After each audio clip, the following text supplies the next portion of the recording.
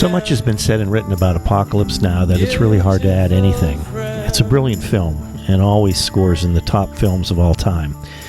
It's the kind of film you can watch over and over again and still see something new around the edges every time you watch it.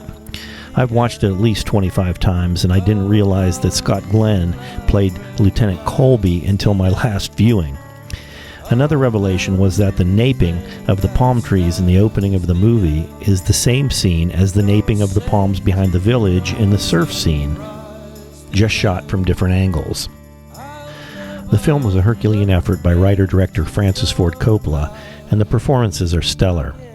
Marlon Brando as Colonel Kurtz, Martin Sheen as Captain Willard, Robert Duvall in his iconic portrayal of Colonel Kilgore, Frederick Forrest as Chef, Albert Hall as the Chief, Sam Bottoms as Lance, a very young Lawrence Fishburne as Clean, Harrison Ford, G.D. Spratton, and who could forget Dennis Hopper as the crazy photographer. You can't travel in space. You can't go out into space, without with fractions. What are you going to land on, 1/4, 3/8? What are you going to do when you go from here to Venus or something?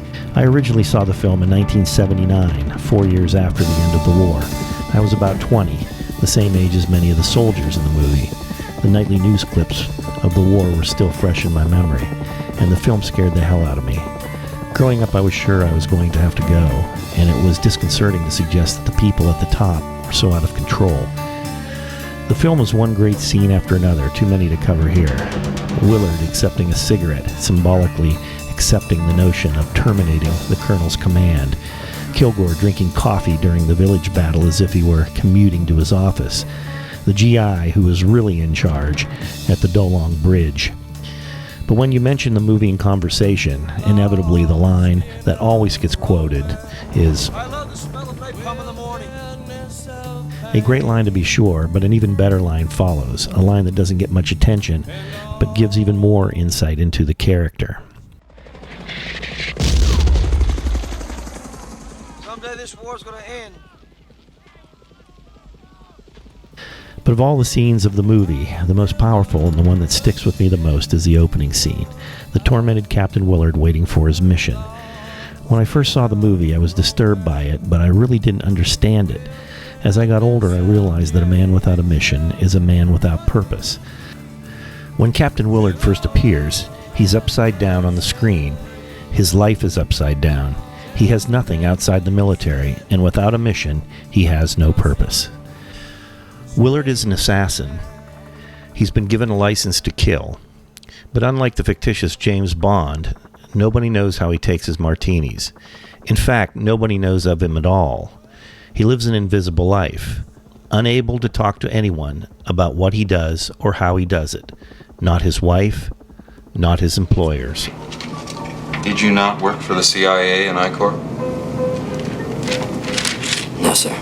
Did you not assassinate a government tax collector, Quantry Province, June 18, 1968?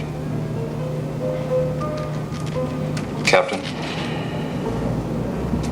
Sir, I'm unaware of any such activity or operation. Nor would I be disposed to discuss such an operation if it did in fact exist. His missions are addictive adrenaline rushes that give him his only sense of purpose. It's easy to forget your sins when you're preoccupied with staying alive. R&R allows too much time to think about the darker side of his nature. It's mental torment, a bottomless pit that no amount of alcohol or sex can fill. The opening scene gives us a glimpse of Willard's state. He's up for what appears to be days, eating, drinking, killing time, and reflecting on the state of his empty life. Then, he gets what he wants.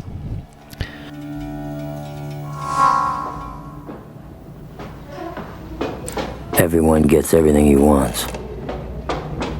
I wanted a mission. And for my sins, they gave me one. Brought it up to me like room service. Captain Willard, are you in there? Yeah, I'm It was a real choice mission.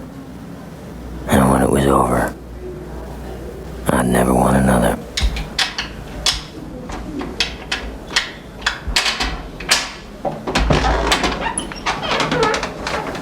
What do you want? Are you all right, Captain? What does it look like?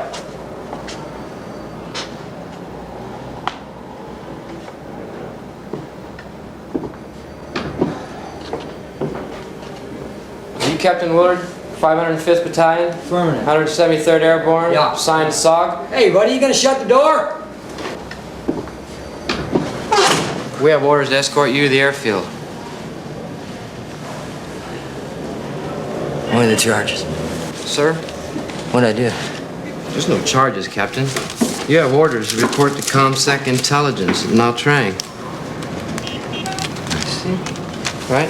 And the trying for me. That's right. Come on, Captain. You still have a few hours to get cleaned up. Look, you take it. Captain? Dave, come here and give me a hand. We got a dead one. Come on, Captain. Let's take a shower. Let's get moving. We're gonna take a shower, Captain. Come on, in we go. Now stand underneath this, Captain. Willard initially misunderstands the purpose of the soldier's visit. He's unable to remember the previous days and believes he's in trouble. But when the soldiers hand him his orders, he's immediately overcome by a sense of relief. Not because he's not in trouble, but because he suddenly has purpose again. He has a mission. All of his torment vanishes, and he falls into a deep sleep, resting once again in the arms of purpose.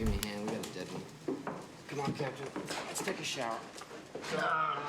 Let's get moving. We're gonna take a shower, Captain. If you have a different take on the scene or would like to add something, use the comment space below. If you like these clips, press the YouTube subscribe button and don't forget to click the bell so you'll be notified when new clips are released. Thanks for watching.